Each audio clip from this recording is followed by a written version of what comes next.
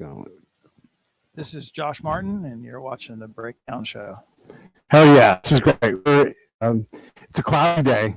It's what we would call winter. Everybody else would call it awesome. But we're by the San Juan Capistrano area. We're in your shop right now. Everybody can look around and see. Look, I'll show you the shop, the surfboards and stuff, and blanks and everything. Oh, you didn't see that because I moved the wrong camera. I'll show you in a second. But you're a multi-generational surfboard shaper, but you're also just a maker. You made your own camper shell. You make chopsticks.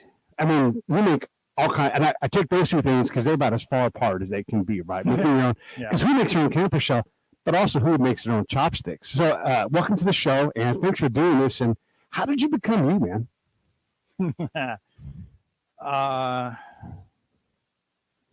a product of my dad and my mom growing up, my folks. Tell us who your dad was. My dad's name was Terry Martin. He grew up in El Centro, far from the ocean.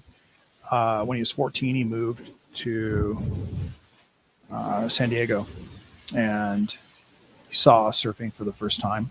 And there weren't any surfboard shops.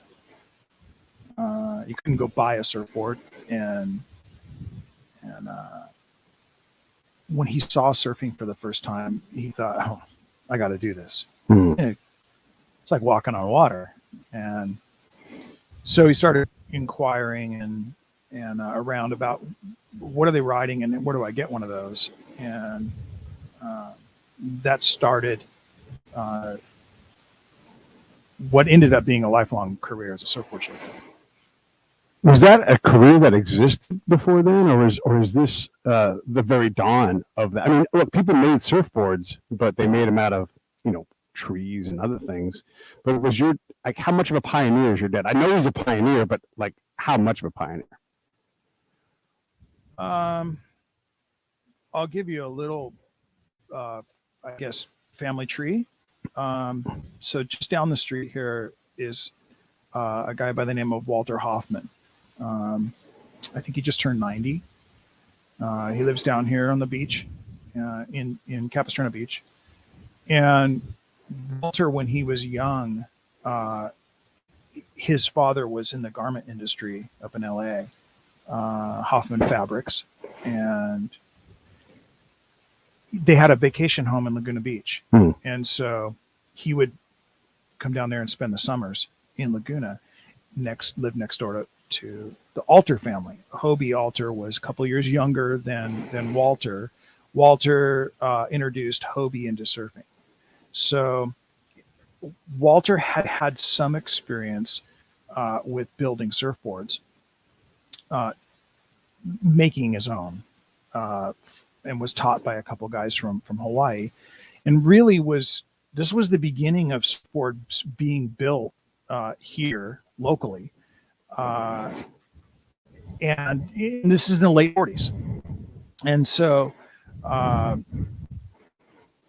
Walter had a driver's license, and Hobie didn't. Hobie was, I think, 14, same age as my dad was when he started. And they drove up to LA to General Veneer, carried balsa wood, which is lightweight wood. That's what surfboards were typically made out of at the time. And Hobie, well, the rest is history. Hobie became really the first large surfboard manufacturer, built the first dedicated building here in Dana Point to build surfboards. My dad started in 1952 and built surfboards for 10 years, but without power tools. Had no formal training. There wasn't anybody trained by at the time. He got a job in 1962 with Hobie as a surfboard shaper. And that was really the very beginnings of production surfboard building. And my dad taught me. And today I'm making surfboards for Walter's great-great-granddaughter. So, I mean, it's a small world. I would say my dad is one of the pioneers for sure. Right. He started at the same time as Hobie, and he worked for Dale Velzy. Velzy was one of the surf pioneers at the same time here in Sacramento. Came out of the South Bay actually originally of LA, and yeah, there's so much to talk about. My dad didn't for the first 10 years he built surfboards from start to finish. So he waterproofed the shape, fiberglass, originally varnish, marine varnish, but when he started for Hobie, he wanted to do that fiberglass work. Stinky, messy, itchy. He wanted to do that. He just wanted to shape the surfboards. And so there's not very many people that made a career out of just shaping surfboards. It's hard work. And, for most of his life, it was piecework. So you got paid per board. More boards you shaped, the more money you made, and we did the math. We've done the math a couple different times. My team riders and I, we did it. And my dad shaped conservatively. He would have said, I don't know, maybe about 80,000 surfboards. I think the reality of it is probably more like 100,000, maybe more. Wow. And that's a lot of surfboards to shape. I don't think there's anyone else that's even come close to that. Maybe even half of them. Hand shaping them. It's hand shaping wood. It can be pressed to whatever shape you want now. Is it dying? Will it die sometime after you quit doing it? No, I don't think so. Some people would say, yeah.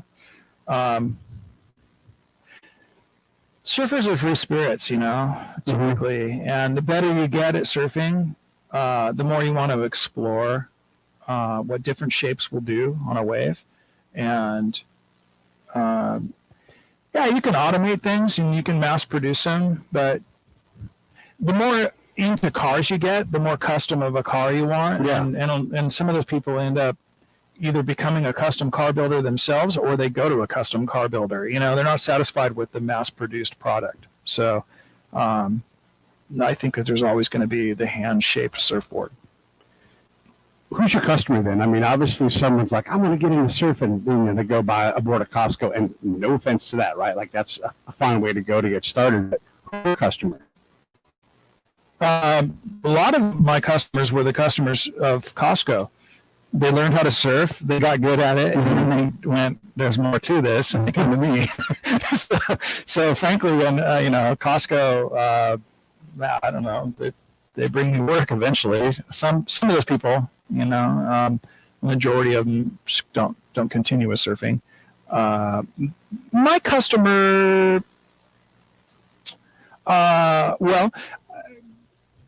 probably half of what I do is for team riders. So I've got, right now I have 2 girls who ride my craft. Indy Hoffman's one of them, and Rachel Tilley. Rachel Tilley won the Women's World Longboard Championship. She's the youngest surfing world champion. She won in 2015. She was 17 years old. Mm. And so we build her boards from start to finish, handcraft them right here. So I've got world champions that are my customer. Yeah. And then I've got people, some of my favorite people to build a surfboard for is people who just they just surf just because they want to learn, or they'll come tell me, I live here and I like to go surf at this wave. And then we make a board specifically for that. Wow, do you? Yeah. And so are you able to translate what they say? Like if they can't say, I need, 48 degrees on the hip or whatever it is, can they kind of say, this is the kind of rider I am, and then the basic shape? Or is it not that specific even? Yeah, it's like,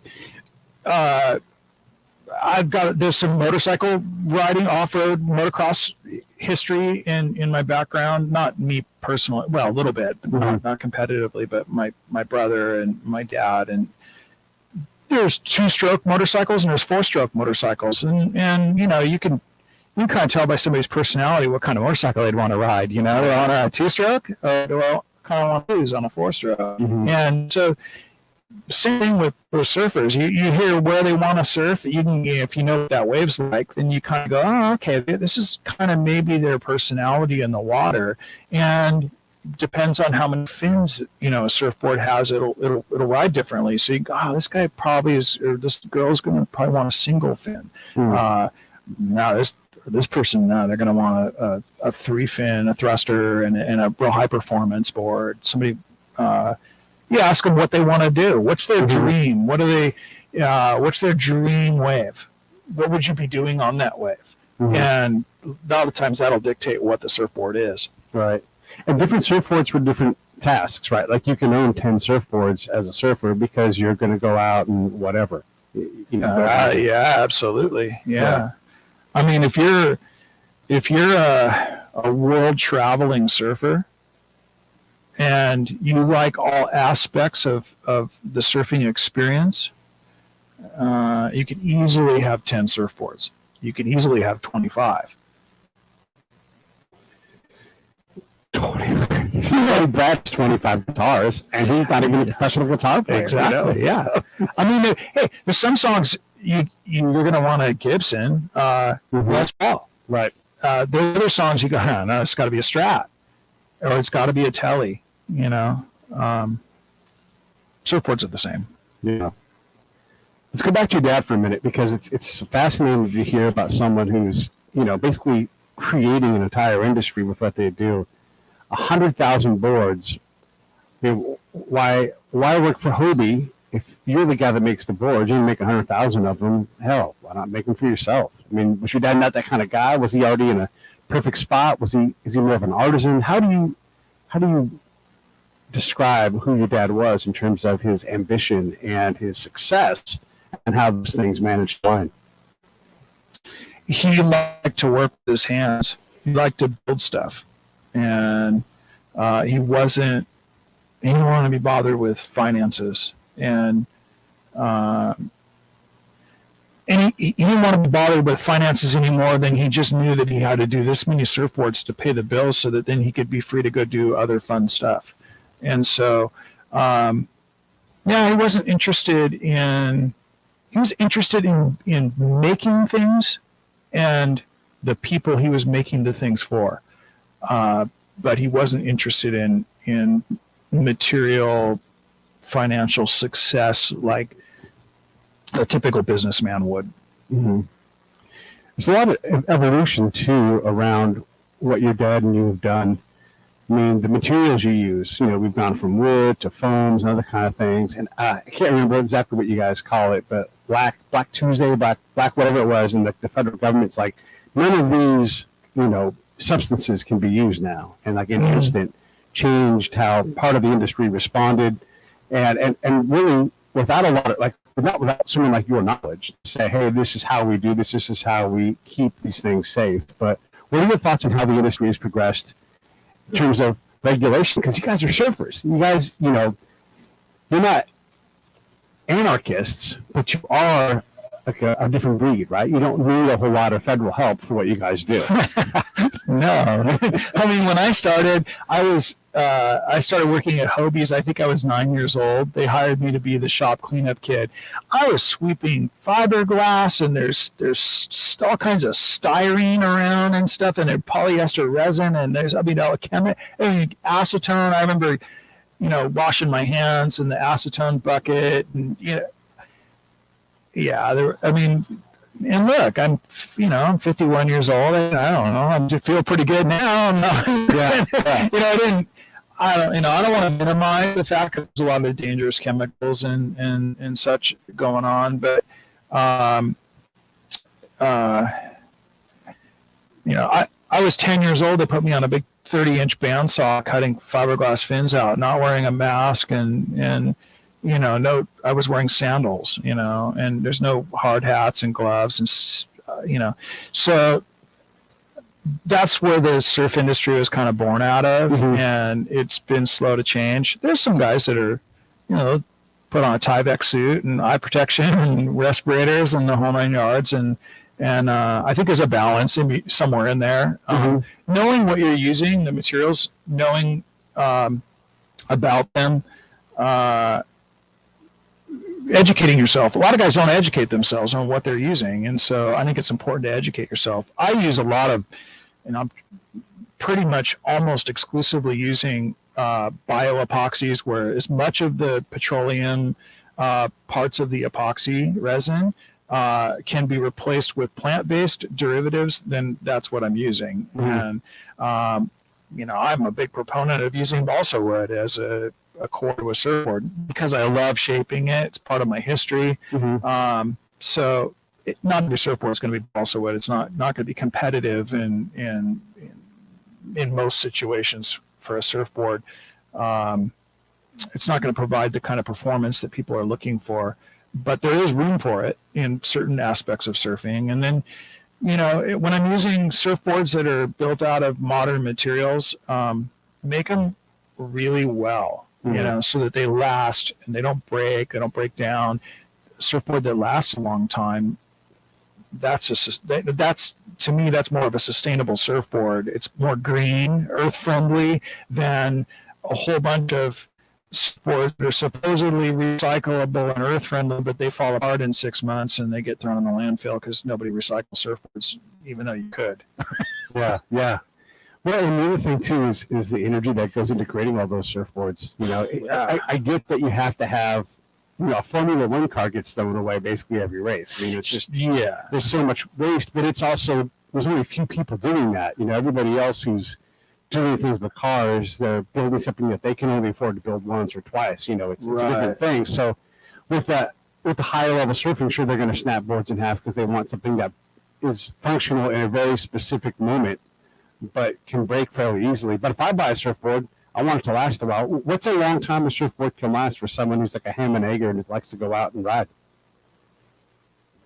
I have a surfboard that my dad made me in the late 80s, and he goes take it out surfing today. It was glass. It's heavier. It's just longboard, single fin. They can last a long time. They can last 20, 30 years. I would say somebody who's surfing a surfboard every single day, maybe they're competing on it. I would argue that you could make a board for somebody like that would last for 2 or 3 years, but that'd be a long time. Of course, it depends on what kind of surfing it is too. If you're talking about traditional longboard surfing, there are people that could ride boards for nearly their whole career. Wow. Of 20, 30 years. Shortboard, high performance surfing, most of those surfboards, they're like the Formula One car. They get, they might not even last through a contest. But, I do think that there's something to be said for consistency and getting to know a board under your feet. And I think that some of these professional surfers could benefit from having a board last them a whole season. There's something to be said for having that consistency under your feet. Yeah, like having a gamer glove. Exactly. Yep. The other thing too I wonder about, because in general, your surfboards are of course beautiful, but there's also that artistic element. Surfboards are just cool. Like it can be a white board, and you're like, that's cool. It can be nothing more than just the shape and some wax on everything else, and it is a cool looking thing. How much does art enter? And then also, when we talk about art and a client, like if I made a board, I'm like, I'm going to be more worried about, yes, you can be able to do my Foreman function. I'm 51. I'm like, I can barely get up. It needs to be a boat, But I want this look, right? Like I would want a lot more artistic impact with my board. And not to make it like the Mona Lisa or anything, but just I want it to look a certain way. How much does that creep into your customers' input to you as well? So for you and for your customer? Most people, I would say, don't articulate that to me, how they want it to look. But that's one of those things where, I'll tell you a story. When I was a kid, I was a shop cleanup kid at Hobie's. One of the Hobie team riders came in, and he was old enough that he had a son now, and he'd been around for a while, and he brought his son in, and this kid was maybe, I would say, 6 or 7 years old. And he brought him in to get his first surfboard from my dad. And my dad was talking to him, and I remember this kid's dad, he said, Terry, I want you to build my son a miniature longboard, just kind of a scaled down longboard. It's easy to ride, easy to catch waves, real kind of benign surfboard. And my dad was watching this kid's body language. The kid was kind of kicking some thumbs around. His head was down, and you could tell the kid was not into what his dad was telling my dad to make him. You know? And at some point, his dad says, can we go use the bathroom or whatever? And so he left, and it was just myself standing in the corner, my dad, and this kid. And my dad kind of got down, lowered himself down to him. He says, so we're making you a new surfboard today. And the kid goes, yeah. You know, he says, do you surf now? Yeah. You know, he says, where do you surf? Oh, I surf, Riviera. There's beach break, kind of a high performance wave. Probably the kid probably doesn't surf there, but what he's saying to my dad, and my dad's recognizing it, is that this is where he wants to surf, right? Or he's trying to. He says, "Do you have friends that surf?" Yeah. Where do they surf there? So they surf there. Yeah, yeah. And what do they ride? Oh, they're riding, the Channel Islands, whatever, latest greatest model. And my dad's hearing this, and so when his dad came back from the bathroom, my dad pulled him aside and said, "Hey, I was just talking to him, and he sounds like his friends surf here, and this is what they're riding." And he was pretty excited about that. And he said, "I think maybe we shouldn't underestimate the ability of the youth, to adapt and ride. But if we're making a little shortboard, this little ripping, sports car of a surfboard, yeah, it's going to be harder for him to learn how to surf on."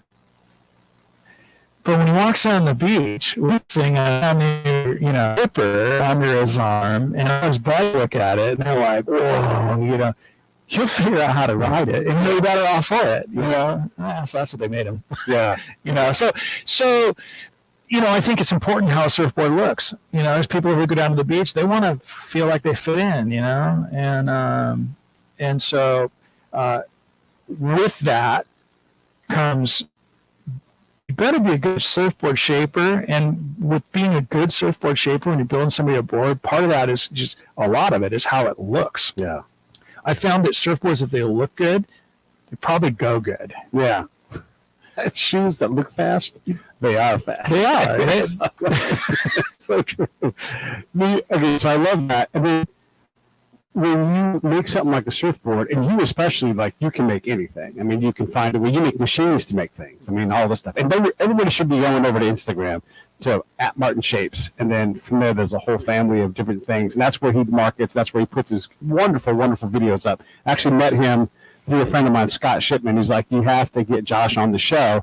And we've been trying, and we finally got it all set up. So go to Martin Shapes on Instagram, watch the videos, and then you'll see that he makes dreams, and you'll just be hooked right away. All right, so you make dreams, man. The videos, we see it. We want to be you. We want to live beachside and have a little shack that we work out of, and I just want to make surfboards. But the reality is, you don't know. Your dad made 100,000 surfboards, right? Yeah, you had that little video where you showed his tools, and like he had done them so much. Yeah, he used them so much they shaped his hands literally. There you go. Yeah. You can tell when he made it by the outer carpet. Yeah, that's all those grooves in there. That's just polyurethane foam dust is abrasive, and it was just the dust on his hands, and it's balsa wood, and it just wore into it. Right.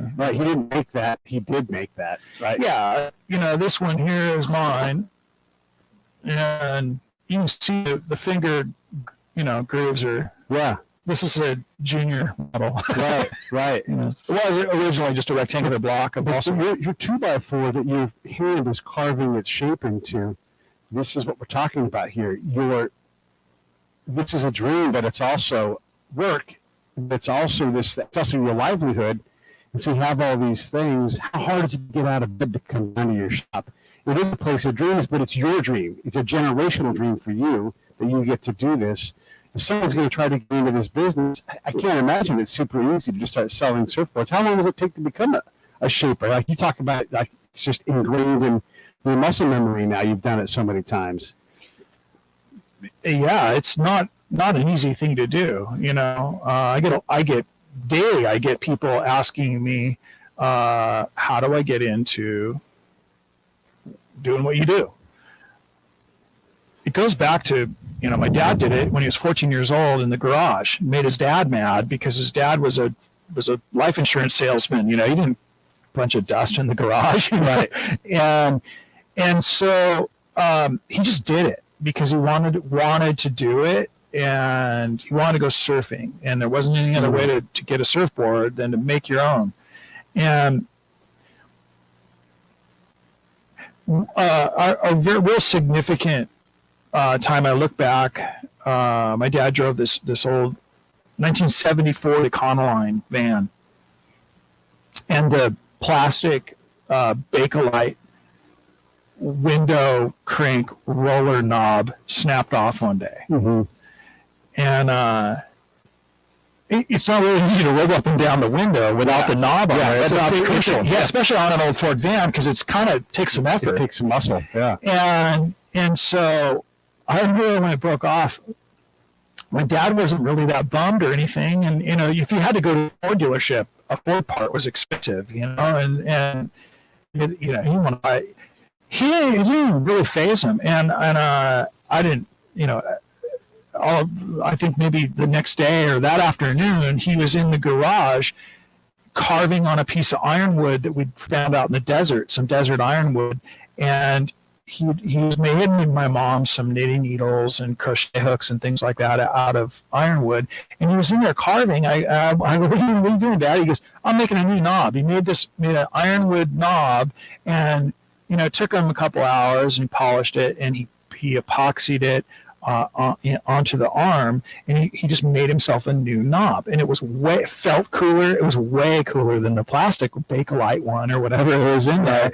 And when we called the wrecking yard, Ecology Auto Wrecking or whatever, to come buy the van, they gave him $100 for it or something like that. It had over 300,000 miles on it. That ironwood knob was still on there, and every time you rolled the window up or down, and I learned how to drive in that van. Every time you rolled the window up or down, it was like, oh, this thing feels good in here. And I don't know when he made that, Yeah. And that was a significant moment for me. It was a stupid little thing that I went, wow, you know what?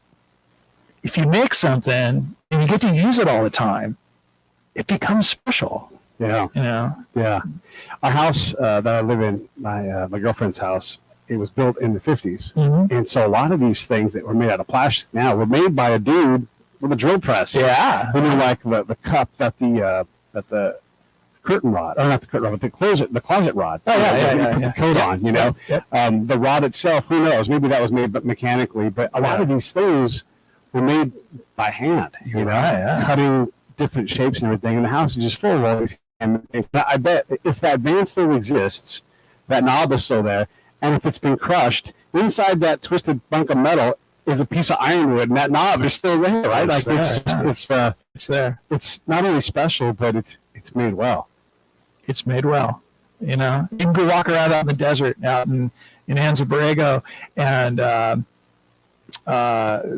the native people that live there.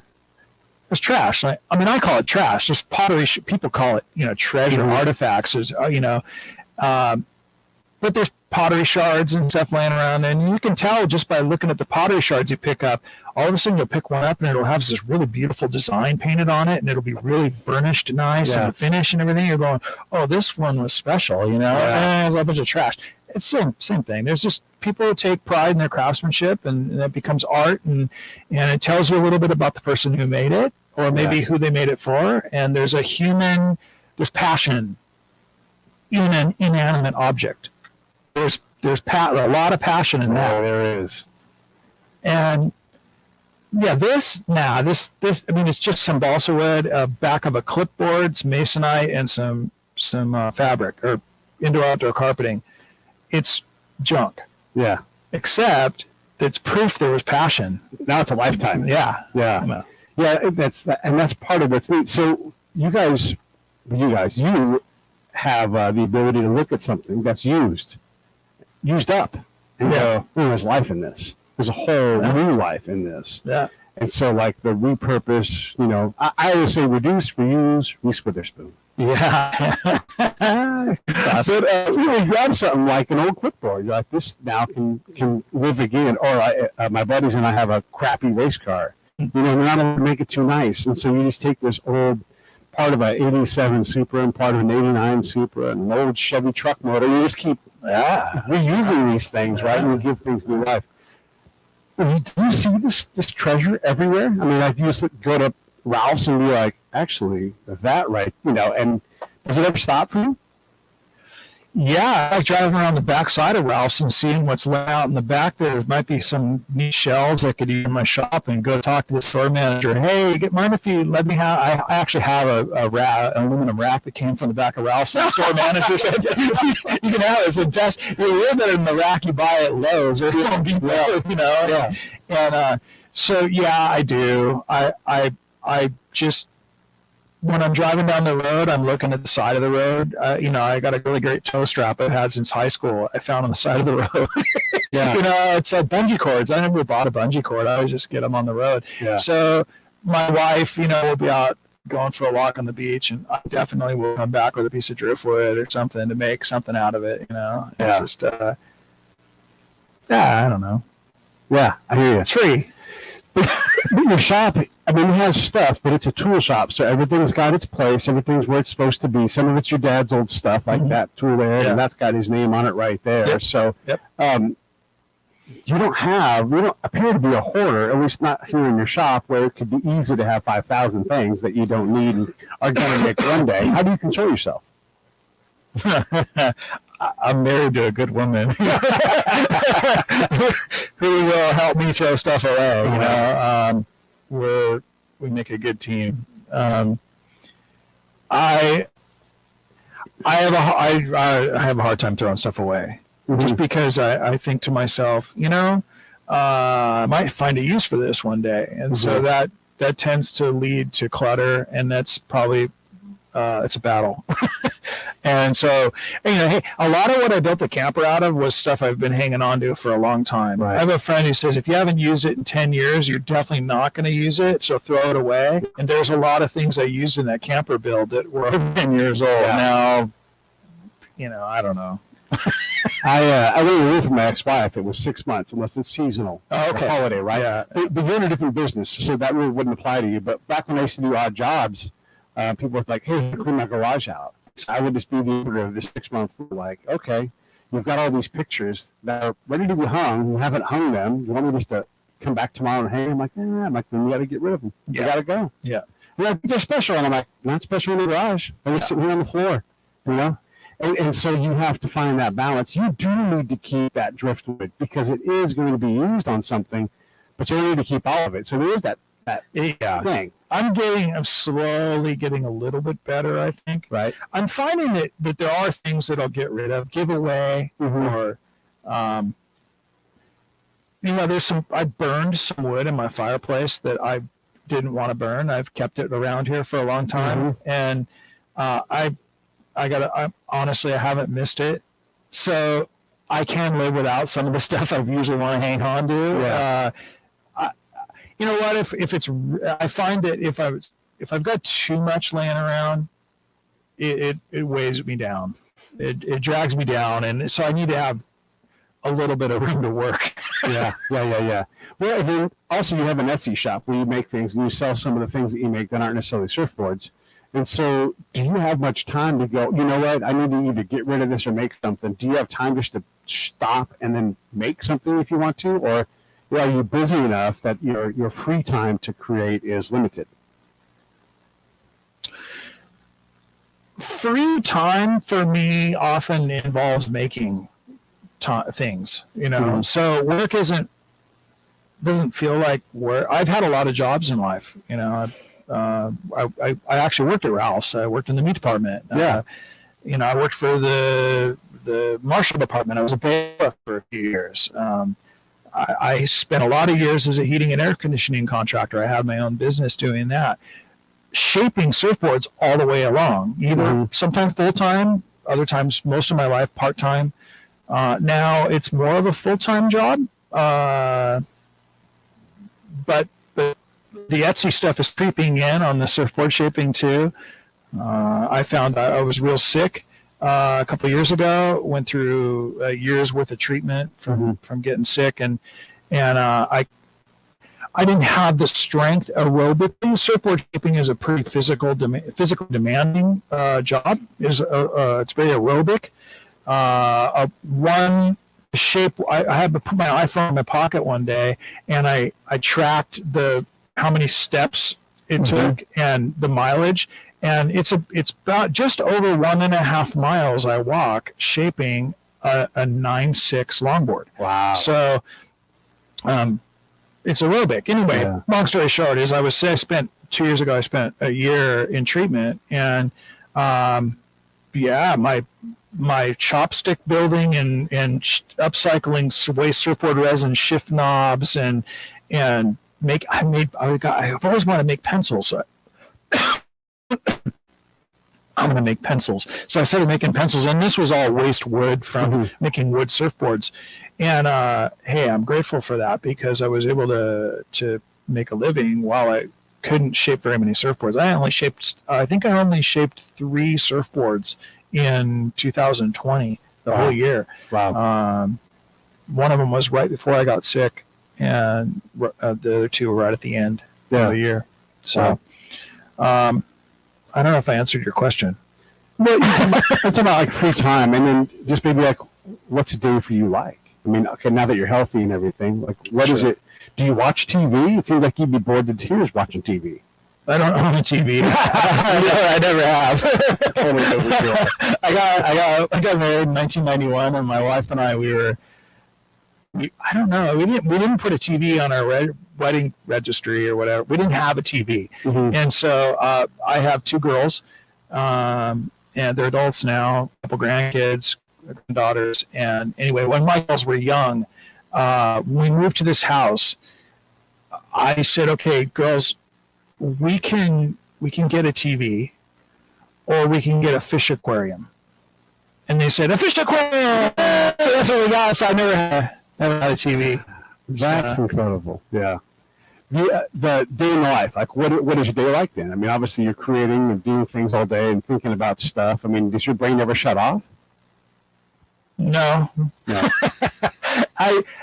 You said a while back, you mentioned something about, make dreams. Yeah. A lot of times what I'm making comes literally from dreams. Yeah. I will dream something while I'm sleeping, or I'll figure out a problem that I've been working on in a dream. And so I'm living dreams. I mean, literally I'm making stuff that's coming out of my head, so no, but it's not exhausting to me either. I recently just took a trip down to Baja, and I took some resin with me, some waste surfboard resin, and layered color stuff. It's like, you can kind of see, there's different. There's a shift knob I was making, but I took some of that with me, and while I was down there, middle of the day, it's warm, sitting under the shade of the palm tree palapa shade cover, and make some jewelry out of this waste surfboard resin, and that was enjoyable. Yeah. So I'm on vacation, but I'm still working. Yeah. Do you think you'll ever retire? I mean, I get who you are. We're the same age. It's a lot of the same vibes and everything. You talk about how you make dreams. Another area where I get brilliant ideas, where I figure things out. We talked about how I worked in conflict zones. Is like, I go work out, take a shower, and in that shower, there's magic in the shower for me, and I'm like, oh God, except just like a line will come that I need, like, open up, and it expands an entire thought. Is the shower a creative place, and do you think you'll ever retire? The shower's not, for some reason. I don't know why. No, sleeping is, sleeping, naps, sleeping. I don't take naps. I always feel like a truck ran over me when I wake up, so I just don't take naps. Right. I refuse. No, I don't think I'll ever retire. I mean, I think that I can't imagine not living the life any different than really how I'm living it right now. It might be in a different place, or under a different roof, but I think I'll be making stuff until I leave this earth. Yeah. Putting your name on it, though, right?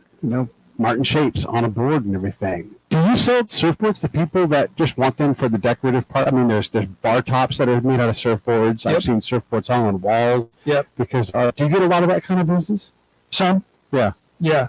Especially when it comes to the wood surfboards. Mm-hmm. The reality of it is that I've got a wood surfboard right here I'm working on. This board, I know the person I'm making it for, Mm-hmm. they don't have any intention of riding the surfboard. It's going to go on their wall. Yeah. Probably won't ever go in the water. But it would ride a wave really well. And Right. so Yeah. there are purists who think that surfboards don't belong on walls, and hey, that's all right. There's people who buy cars and don't drive them. Yeah. I mean, sports cars, they never go as fast as they're meant to go. That's okay. I don't really care. Somebody gets some enjoyment out of this beautiful piece of art on their wall. I know it'll ride good. I don't make anything that's not going to ride good. I did make a bar top. Yeah. For a customer that was it's a floating. It just sits in a cradle, and it actually is a surfboard, and it's an old school plank style surfboard with a relatively flat surface that you could use as a bar top.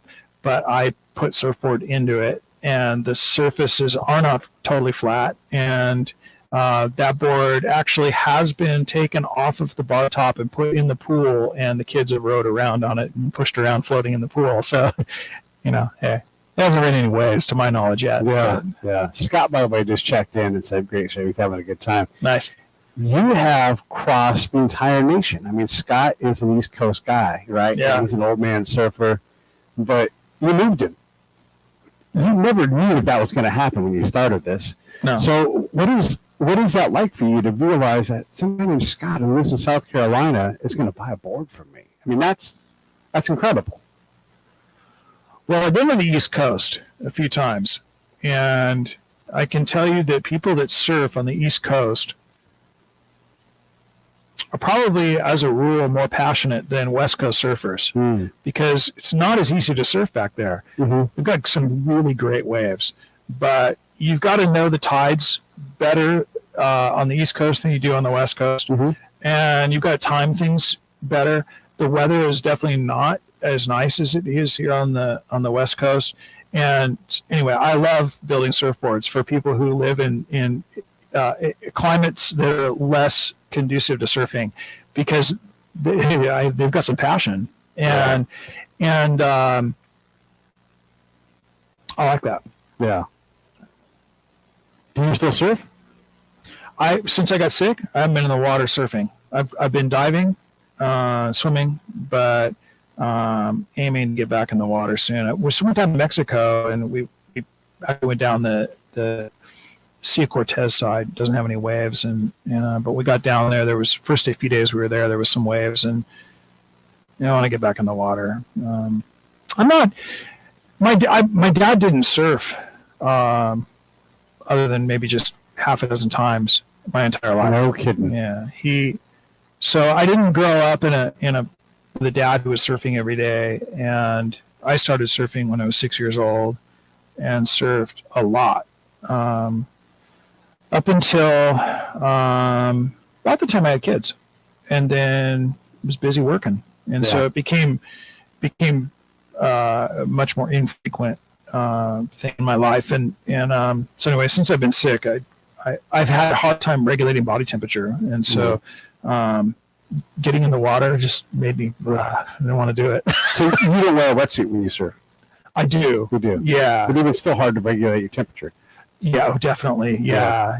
Because I had sepsis really bad, and that screws you up. It really, really messed me up bad. Yeah. So I'm getting to the point now where I think I'm over the hump on that for the most part. Yeah. We got to back up for a second. You just said some dude who made 100,000 surfboards didn't surf but handful of times, right? Yeah. What on earth I mean, that's like one time per 20,000 boards or so, with surfing. How does he get away with that? How did he manage to pull that off? How did he know what to do? That seems impossible. Yeah, I know. It's a good question. And also, his job application to Hobie was a fucking surfboard, right? So what's he doing making a surfboard if he doesn't surf when there is no industry really for that at all? What the hell? He told me a story when he was in high school. He surfed every single day for 3 years straight. Didn't miss a single day. And he was so mad. I think his folks made him go to Disneyland or something one day, and it was his girlfriend or whatever. And he missed a day finally after 3 years. Oh, he was grumpy. My dad surfed a lot. When he was younger. And then when he started working for Hobie, surf goes flat.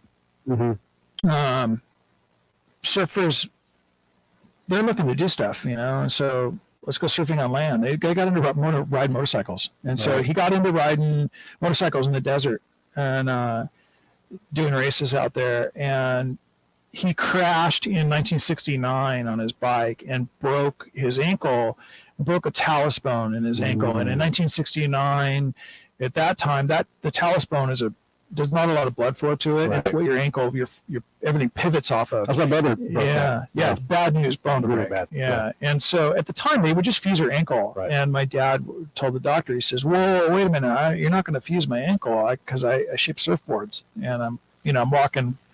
He didn't know it, but he was walking a mile and a half for every longboard. He was doing 10 of them a day minimum. So the doctor said, there's maybe a 3% chance or something like that it'll heal.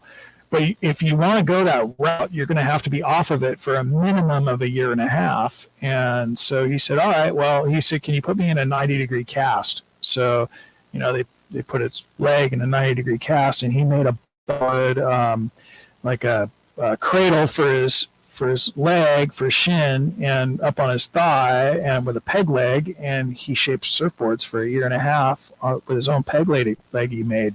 And eventually it did heal.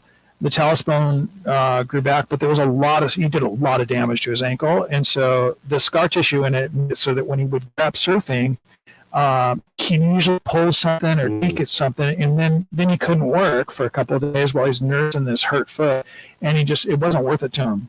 He loved working, loved being around the water. I mean, we were always in the water. We were spearfishing and diving, free diving, and so growing up, we're always out in the water. We just weren't surfing much. I mean, like I say, he surfed about a half a dozen times, and it was fun memories of that, but it wasn't worth it to him to be off his feet. And that's what happened. And so he surfed all the way up till 1969 a lot. But he never rode. The shortest surfboard he ever rode was 8'8". And probably half of the surfboards he made were shortboards, the stuff boards he never surfed on. But I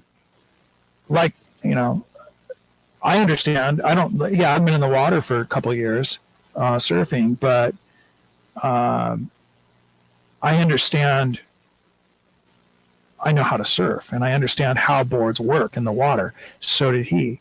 And you have a good ear, listen to what people want to do, and you have an understanding of what the hydrodynamics and what water does on surfaces, and you understand how waves work. I don't know. I just know how to build somebody a good surfboard. And I mean, the same thing with my dad, How long does that take to figure out? Like, if you were to have an apprentice right now, who would you be like, okay, see you later, you can make boards?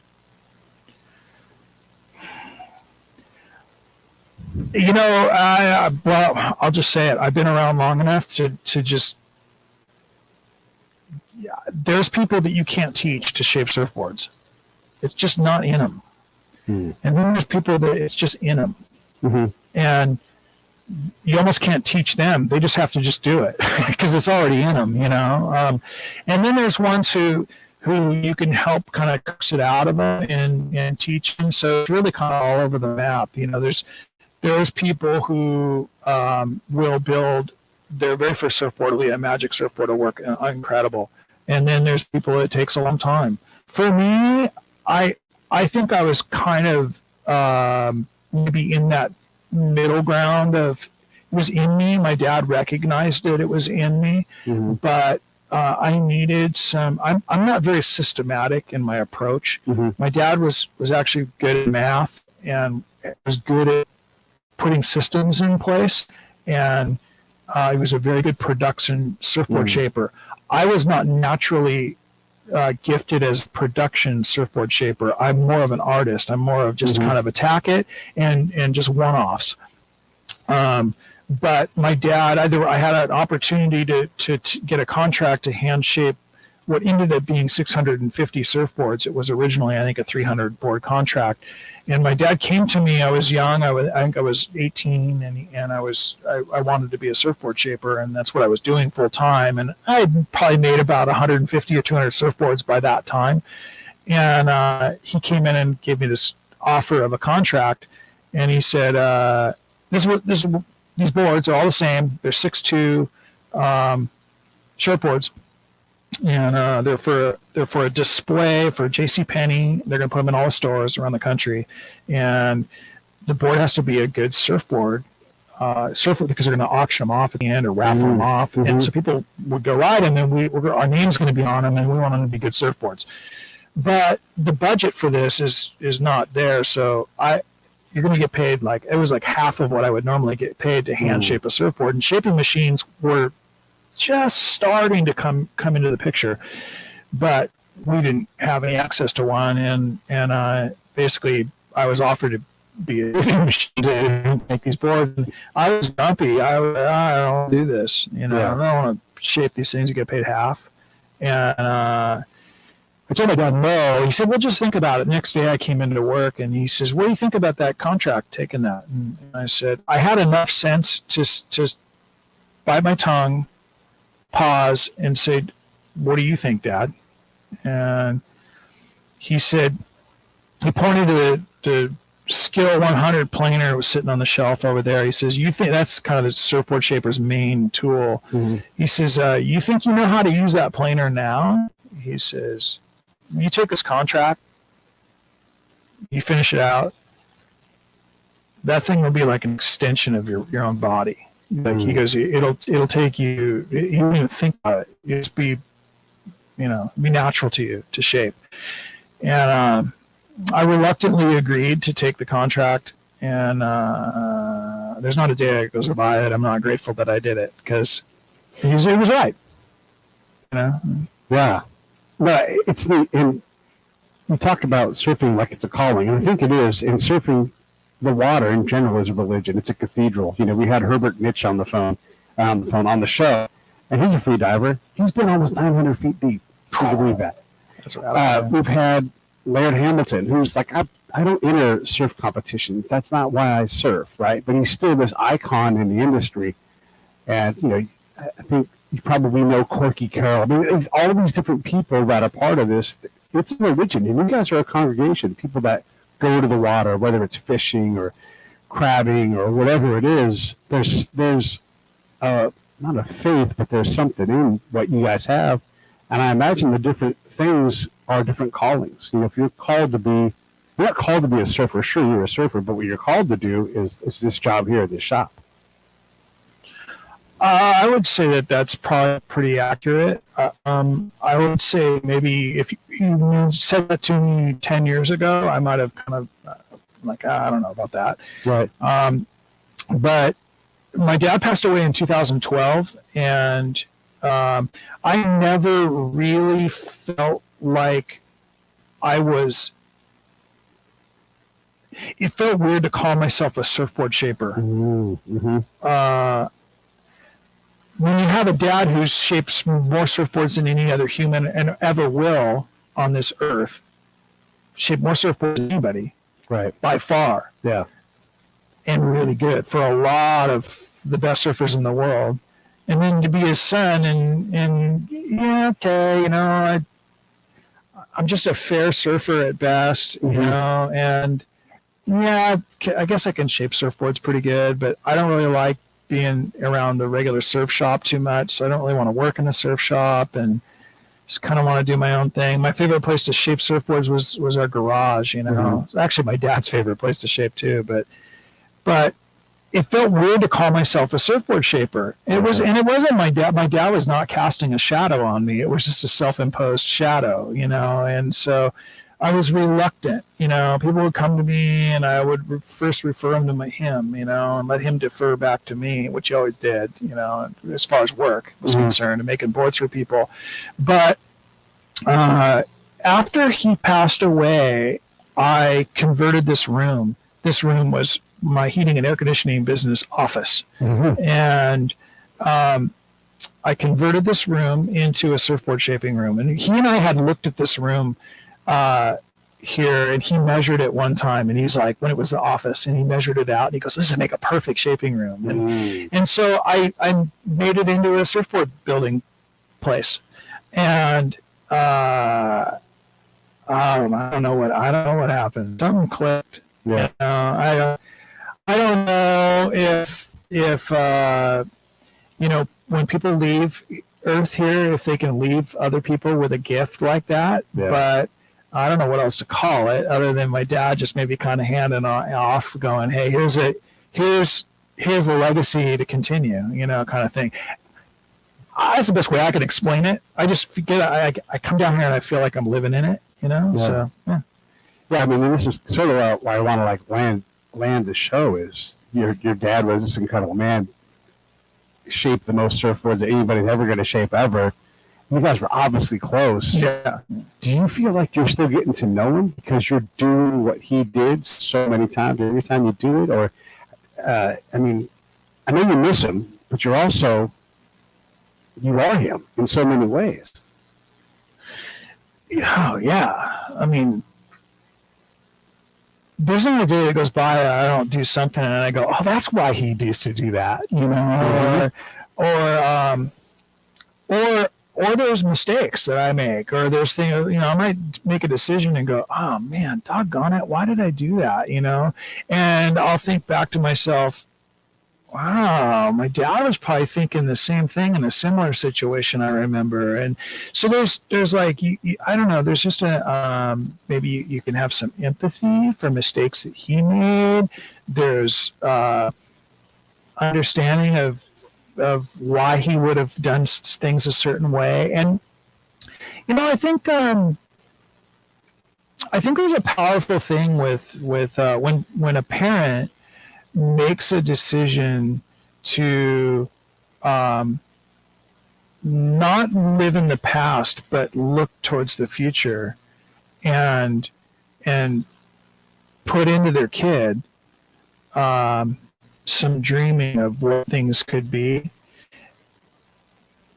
The kid, I feel like I'm doing the same thing, and so then that gets passed on to my daughters, which gets passed on to their kids, and it's how healthy societies grow and become great. You know, it's how countries are built. You know, when that's the roots of, that's the core found. That's what we should be living on. Is that kind of stuff, that kind of legacy moving forward. You know, mistakes are some of the greatest successes, really.